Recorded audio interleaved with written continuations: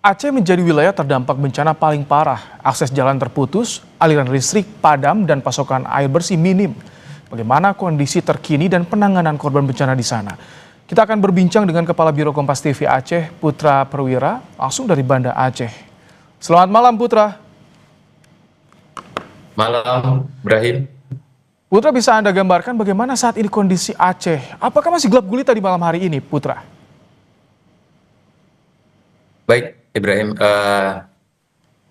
Memang pada saat ini Banda Aceh itu banyak titik yang eh, masih belum pulih listriknya. Ini berbeda halnya dengan apa yang menjadi laporan kemarin itu kepada Presiden. Walaupun memang hari ini sudah mulai ada klarifikasi dari PLN juga untuk pemulihan listrik di Banda. Memang banyak daerah di Banda Aceh ini yang belum pulih listriknya, termasuk di Aceh, maaf, termasuk di Banda Aceh yang saat ini gitu.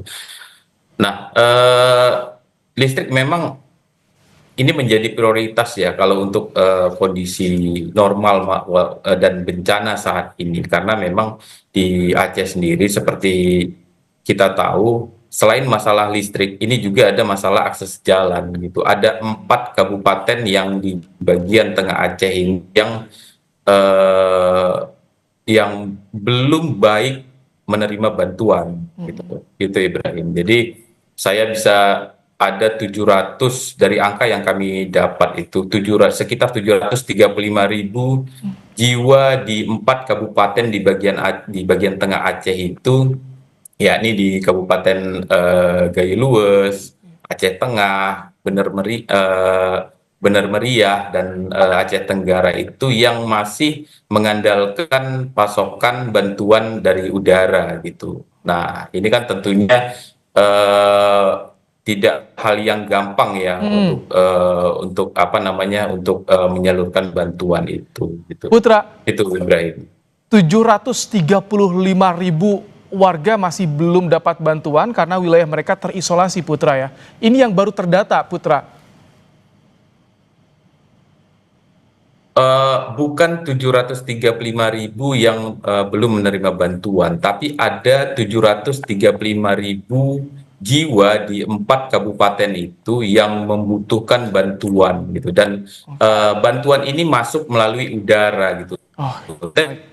Kita bisa kalkulasi lah seberapa kekuatan udara kita memasok untuk 735.000 warga di situ. Nah, tentunya ini yang menjadi sorotan, strategi bagaimana mendistribusikan bantuan ke 4 kabupaten di bagian tengah Aceh itu, karena memang akses jalan itu belum pulih gitu, banyak jembatan dan titik yang apa ya, yang rubuh ya, dan yang putus, dan titik-titik yang terkena longsor gitu, banyak badan jalan yang juga amblas gitu, yang dan terkena longsor itu Putra, Ibrahim. sebetulnya kan kita tadi ketika jeda, saya sempat melihat visual yang sambungan visual kami bersama dengan Anda, Putra, tapi ternyata ketika on air langsung ngedrop sinyal komunikasinya sehingga visual Anda tidak bisa kami tampilkan. Artinya jaringan komunikasi di sana juga belum sepenuhnya pulih total, Putra. Iya, benar, benar Ibrahim. Jadi bisa saya gambarkan bahwa ini saya apa namanya, sambungan internetnya di kantor di Zoom yang memang eh, tidak begitu baik jadinya. Dan ketika saya keluar dari ruangan dari gedung kita ini, gedung kantor Kompas TV, saya sering sudah nggak dapat jaringan ya. Ini tandanya kan memang benar-benar belum pulih komunikasi. Sementara kalau misalnya kita bicara komunikasi, tentu komunikasi ini sangat perlu gitu dalam orkestrasi operasi untuk pemulihan apa namanya distribusi, juga termasuk bantuan ke daerah-daerah terpencil. Oke. Nah, ini saya pikir yang harus menjadi perhatian yang benar-benar serius sama pemerintah gitu. Pemerintah hadir memang, tapi eh, kita butuh pemerintah apa namanya pemerintah yang bisa menjawab kebutuhan warganya saat ini gitu, dengan kebutuhan energi dan pasokan bahan pokok gitu. Oke. Rakyat butuh itu gitu, dan itu saya pikir yang harus memang benar-benar menjadi perhatian khusus sama pemerintah. Hmm. Putra, ini yang juga disorot soal Aceh Selatan. Sebetulnya kondisi Aceh Selatan itu saat ini bagaimana sih, Putra?